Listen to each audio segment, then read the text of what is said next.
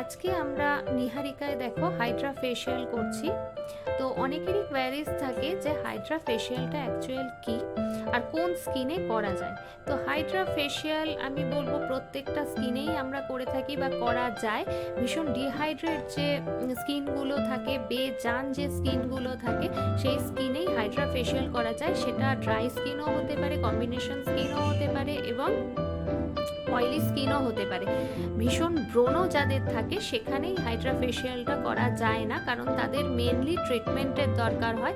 Treatment করে স্কিনটা যখন ক্লিয়ার হয়ে যায় কিছুটা, তারপরে আমরা হাইড্রা ফেশিয়াল সেখানে দিতে পারি।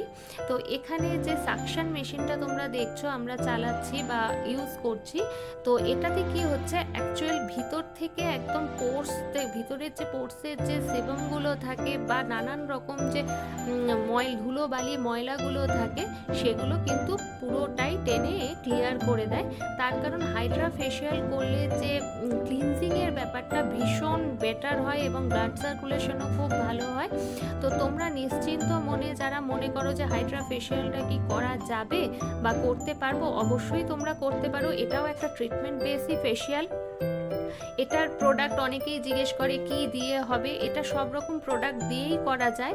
সেটা স্কিন আগে আমরা অ্যানালাইসিস করব, অ্যানালাইসিস করার পরে আমরা দেখব কোন প্রোডাক্ট দিয়ে করা যাবে, সেই অনুযায়ী আমরা হাইড্রা ফেশিয়াল করি। হাইড্রা কেন, যে কোনো ধরনের ফেশিয়ালই আমরা আগে স্কিন অ্যানালাইসিস করব, দেখব কি সমস্যা আছে, তারপরে আমরা ফেশিয়ালটা করি।